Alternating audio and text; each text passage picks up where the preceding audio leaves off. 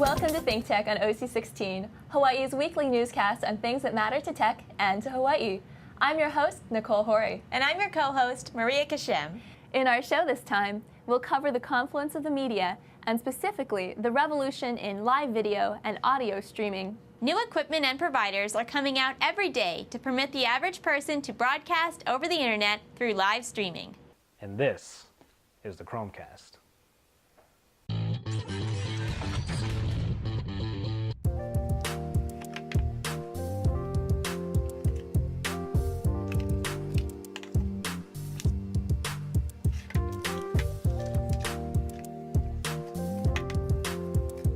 Okay, so this is the Chromecast. It's just a little module, or dongle as is the technical term. Not a whole lot to say here. You have the Chrome icon at the front, nothing on the back here.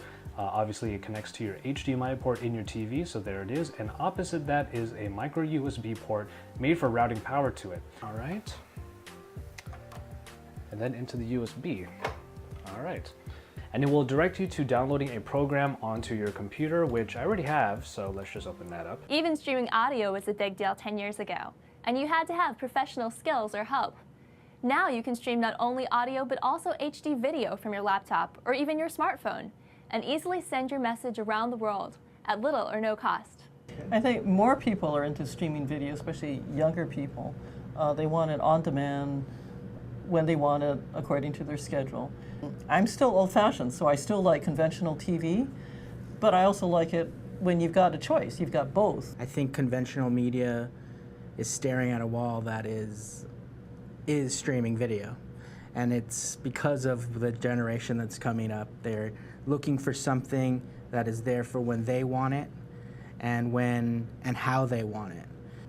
People want to be able to see something that is of value to them. That's what people, time is value, everybody's worrying about their time, and if it's not valuable enough for them, they're not going to watch it. So it needs to be, there's got to be value to it, and that all comes in the production value. There's a lot of streaming going on. It's what is being streamed is what people are looking for, the kinds of things. Conventional media, I think, is on its way out in the future. It will be out. With that said, though, I do like TV. I don't own one. I don't think that people need to have them with the way the future is coming. Whatever the topic of the show is, if you provide it in a manner that people feel that it's worth, if you give it to them in a way that they see it as something, it doesn't really matter what the topic, because people will watch, because people want to know stuff now. Well, it's not just production values, because you could have something pretty, but have the thought's empty. So I think there's got to be the content there, which you mentioned a little bit, but I think the content has to be of high quality. In other words, it has to be thoughtful.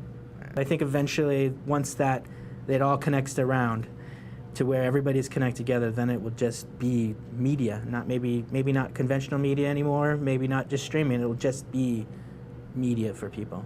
I think there's still a place for conventional TV, but there's also a place for streaming TV or streaming broadcasts, But the easier you can make it for the audience, then you'll have more eyeballs on your show. In my ideal world, I think we should have both, because I think there's a place for both. I'd like to think that it would be all streaming and online in 5 years, but that 5 years is not so far away when it comes to technology and advancements.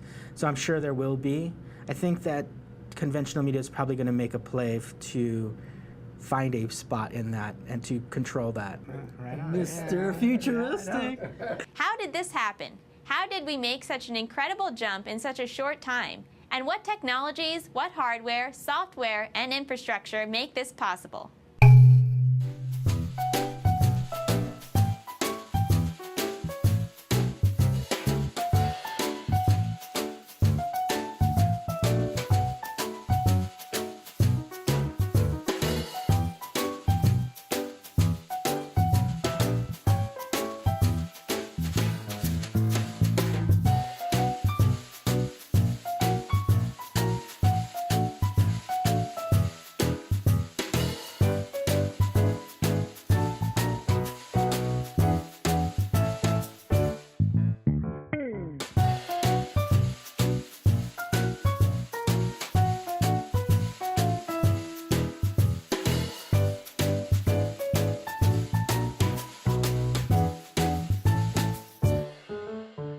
What's the implication of being able to stream audio and video? How does streaming complement and interact with social media? Now, in another new democratization, anyone who wants to can speak to everyone worldwide with extraordinary possibilities. But who is entering the streaming market these days, and with what content and methods of presentation? Who is viewing that content, and on what platforms? In short, how is the Convergence doing, and what is its promise, prospect, and trajectory for the future? The broadcast model was based upon physical broadcast equipment, so transmitters. And so what ends up happening is that it becomes very regionalized. Streaming takes that all away. If you notice, for the live streams for all of the newscasts, for all of the stations, the commercials are removed. And the reason why the commercials are removed is because usually there's rights as far as the actors are concerned, rights as far as the spot itself, as well as regionalization of, like Subway. You can't do $5 footlong necessarily nationwide because in Hawaii it's $6. And so there ends up being a mix on how exactly do we handle that. Do we say just not in Hawaii, or do we make a different spot and have to regionalize the way that the distribution model takes it? And right now streaming isn't ready because it's not built the same way as television or radio to actually do spot insertions, but it's getting there. I actually think that everybody is converging together. Media is becoming less defined. And so video streaming covers TV, it covers radio, it even covers print. And so it really depends on how exactly does everyone fit into the model and how they're going to make the model work for them. I think it naturally flows better with television just because we are in the business of making pictures, on air. But I think that over time, all of the mediums will start looking the same. I mean, just look at the Kindle. Yeah. I mean, doesn't the Kindle and a book now look like a newspaper and a written word and a magazine? And the cycles of updating a content are slowly being torn apart also. A magazine just can't be a monthly anymore. It has to have daily content being updated, otherwise people lose interest. Content that's not actually live, so an event or an actual live concert, what is really the value of having it at a certain time? Like, take for example, any television show on any network like Hawaii 5-0. Really, does it really have to be at that time slot on that day? Or is it better to have it on demand? And I think those are the questions, and those are the things that are slowly tearing everything apart. Because I think the model really does drive towards more on-demand content. Actually, a great example is the House of Cards from Netflix, where they released the entire season all at once. Because in reality, does it really matter? Hawaii Telecom's product is an IP-based product. And so it's a lot faster in the way that it switches between channels, as well as the way that it connects to the internet and the streaming of video to it. So it's more of a web browser. But I think that everyone is moving that direction. Right now, there's still a lot of historical equipment that's in place. I mean, especially with Time Warner. But I think eventually that's going to change also, because they're laying fiber lines everywhere. It's just that the systems have to change, and slowly that's going to get there. I mean, Time Warner's entire pitch on TV Everywhere, or TV Anywhere, is based specifically on IP streaming and IP-based distribution. And I think that's where it really needs to be, where it's as easy as I want to go there now, you click. I actually don't think it's as fractionalized as people expected the market to end up being. And the reason being is that the mass viewers are still sticking on to certain things, and most of those are incumbent players.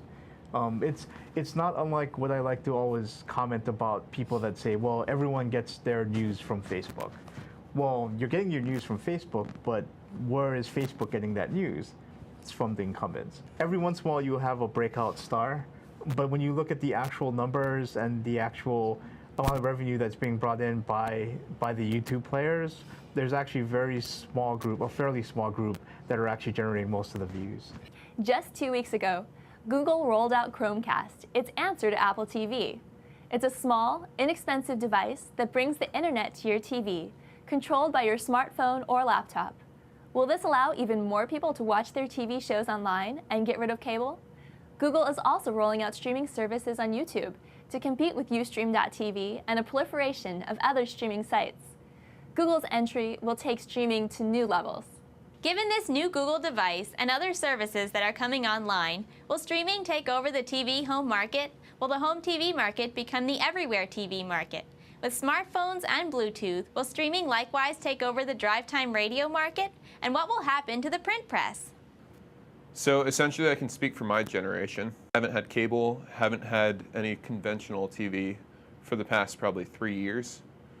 I get all of my content through the internet basically, either streaming off a network, say USA.com, ABC.com, or going directly through a third-party platform that does stream instantaneously. I don't see networks really going out of existence. Networks are starting to produce their own shows now. If you look at AMC has a lot of really popular shows that they're producing. The Walking Dead, Hell on Wheels. I don't really see that going away, but definitely streaming is the way of the future. Think of it as a portfolio. There's always going to be different options for different people, and a lot of people in their 70s, 80s, the baby boomer generation, they're not going to want to deal with all this new streaming technology. They're going to want to just sit down on their couch, turn on a cable, and be able to relax, not have to worry about picking a show. So for programs like ThinkTech, I think the value of conventional TV is really the marketing that they do for you. You don't have to worry about getting your name out there. It is hard for small companies to get a large group to go directly to their website. And that's definitely the value of conventional TV. So Chromecast is something that Google just released. It's a competitor to Apple TV, essentially. For $35, you have this little device about that big, plug it into your TV, and it connects it to your computer. You can get Netflix off of it, you can get Hulu off of it, essentially all the big platforms for watching TV. And you can open up a Chrome browser and watch anything through that. I can also speak for radio a bit. People don't really listen to the radio unless they don't have any access to, say, a smartphone, any other streaming media. The only time I listen to radio is when I'm in my 1987 BMW and I don't have a tape player on it, so my only access to music is radio. Phones definitely are the device that's going to evolve the quickest. At the same time, I don't think any of the other devices are going to go away. There's something to be said about just going to your TV, turning it on, and lying back on the couch. Going hand in glove with social media, how will this revolution affect our entertainment, our consumption of news, and our networking in general? What new and amazing systems will emerge, and what old systems will go away? What factors will accelerate these changes, and what factors will hold them back? Yes, breathtaking changes are in store, in streaming just as in social media, and in the confluence of digital media. These changes will affect everything, everywhere. What can we expect in the next 5 years, and what can we do to keep up on what's going on? Television that we're used to, that we grew up with, it's a fossil. It's going to disappear from the horizon in no time. The internet is going to take over the visual spectrum. If you're going to want entertainment, if you're going to want news, it's the internet. The broadcast networks are basically finished. I think the nature of the broadcaster is going to change. All of these people, these young people, are individual broadcasters, and they're going to come together. For an example, at an event where this person has an iPhone and that person has another camera, and they're going to join. They're going to give you 100 views of the same performance. Entertainment and sports, it's going to just macro focus. It's going to become bigger and bigger, and the viewing experience is going to get bigger and bigger. And it's really exciting for people of these young people's age. It's just the potential is enormous, and the opportunities for television and the expansion of their careers is going to be incredible. Well, it actually starts with me and then it goes out to my friends because, I mean, we worked with the Cinematic Production Society at HPU and our outlet was YouTube because we wanted to start a university broadcast channel. And so I think it's given me a great outlet to reach the world, actually. And we've been able to film very many community events, school events, everything that has to do with us. So it really takes our aesthetic and it shares it with the world. Well, I think there's so many opportunities. I'm just trying to involve it in every way that I can, you know, with everything that I work with everybody that I see. I want to broadcast that to the world. So whenever I get a job or any sort of internship or anything, I would like to involve video. One thing is clear. Streaming is having and will have a dramatic effect on the creativity and dissemination of video and audio content. The smart guys keep up. The really smart guys put things in motion. There is no reason Hawaii can't be an active player in this change. Hawaii has always had great things to share with the world and a desire to share them. And we have far greater opportunities to do that now. In the 1930s, we endeared ourselves with Hawaii Calls. Now we can do that with Hawaii Streams. I think the tools just make it easy, and certainly it's at a consumer level now. You don't need that professional assistance anymore. So a lot more people are, you know, sharing special moments, the wedding, this, that, you know, the baby, whatever it is that's an important moment in their lives. And as things get easier, people are sharing more of the, you know, mundane, everyday things too. So we've had this progression from it being a lot of effort and a lot of work to, you know, share whatever is happening to you in your life, to something that, you know, takes really very little thought and is really easy to set up. The strength of the iPhone is certainly that it has all the apps that, you know, give you whatever you need. And there's a long tail there in terms of the choices people have. You have, you know, all sorts of very specific niche capabilities with each app that, you know, might appeal to just a small number of people, or it might be something that everyone has loaded on their phones. It fits in your pocket, so you always have it with you.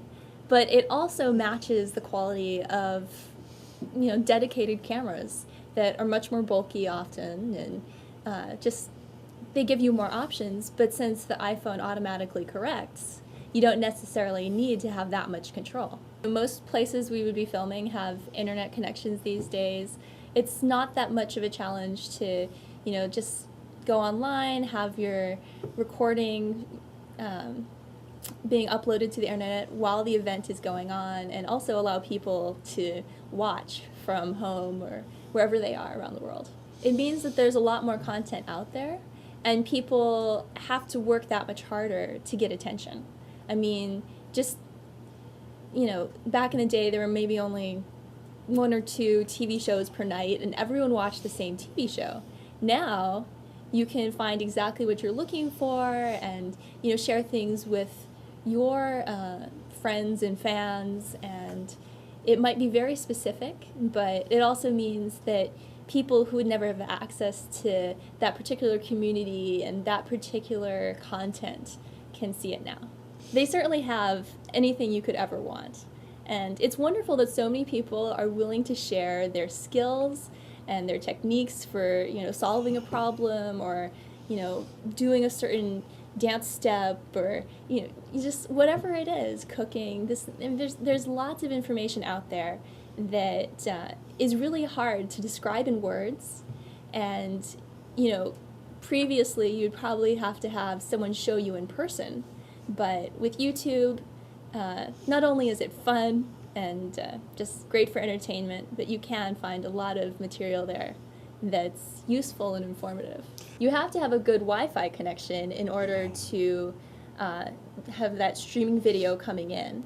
But then you just use your device, whether it's an iPhone or some other mobile device or your laptop, to control it. So you can pick out the shows you want to watch, play them, and it's just great to have it on the big screen. You get the full HD experience, and then also they have a secondary feature that allows you to use your TV basically as a computer monitor. So you can stream things from, say, Hulu or MLB.com if you want to watch games, that kind of thing. Things that normally you would have to, you know, go through some challenges to get on your TV. And I think that is going to make people much more open to the idea of just getting rid of their cable and relying on internet delivery for the content they want to watch.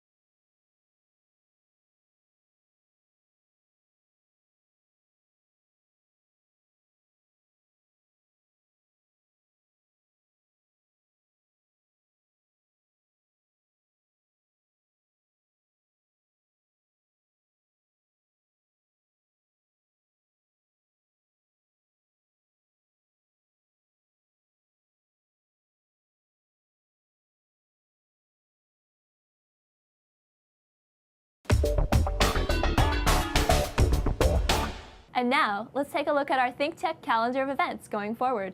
Check out ThinkTech's 4 to 5 p.m. Drive Time radio series on KGU 760 AM for Energy on Wednesday, Asia on Thursday, and Tech on Friday.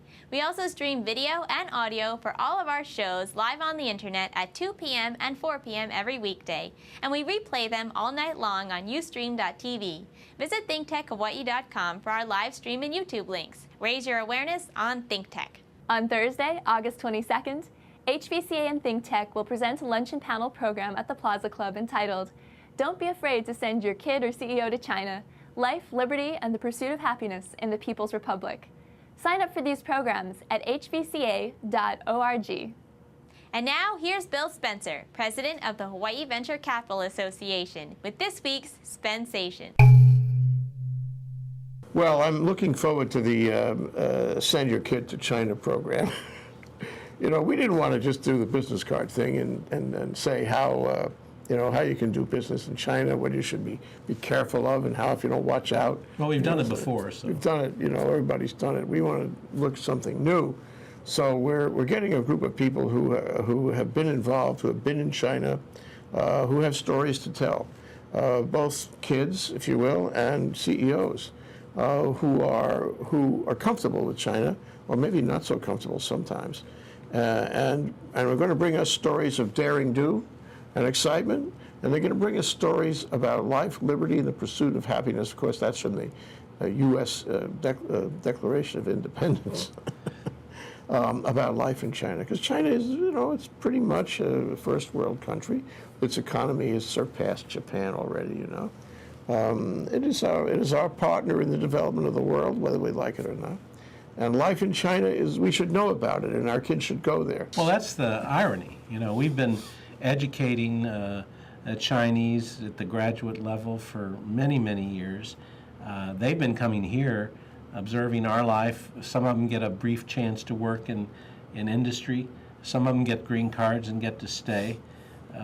But we haven't been there in the same level, as you say. And I think for us to have the kind of partnership going forward and build trust and build strong relationships that will allow a synergistic economic growth, we've got to put more people on the ground in China and develop those relationships. Parents ask me, you know, what should I tell my kid to do now that he finished with, I tell them, send him to China.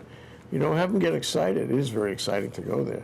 And have them learn about it, have them learn some of the language. I mean, there's so many. Learn the language for sure. It enhances his understanding of the world, of the economy of the world, of the world cultures, and a little Chinese will never hurt, because as it goes forward, it'll be an important language.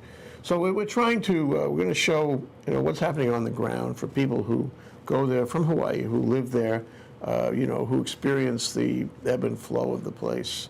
It's not just a business card program at all. We don't want to talk about that. We want to talk about how their lives have been living in China. Not to mention the entrepreneurial opportunities. Yes. You know, making those connections.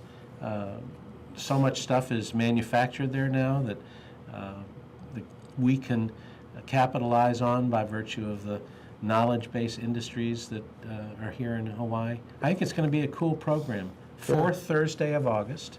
Yeah, fourth Thursday, but that's August 22nd. Come on down, sign up at hvca.org, and don't forget, go west, young man. Go west. Thanks, Bill. Thanks, Jay. We'll be right back to wrap up this week's edition of ThinkTech. But first, we want to thank our underwriters. Hawaiian Electric Company and its affiliates Maui Electric on Maui and Hawaii Electric Light Company on Hawaii Island are deeply committed to the communities they serve. Galen Ho is a senior executive of BAE Systems, a global defense, security, and aerospace company. The High Tech Development Corporation, the state's leading technology agency, attached to the Department of Business, Economic Development, and Tourism. Castle and Cook Hawaii, with a time-honored legacy that spans more than 160 years and revolves around its mission of investing in Hawaii, creating communities, and providing for the needs of our state.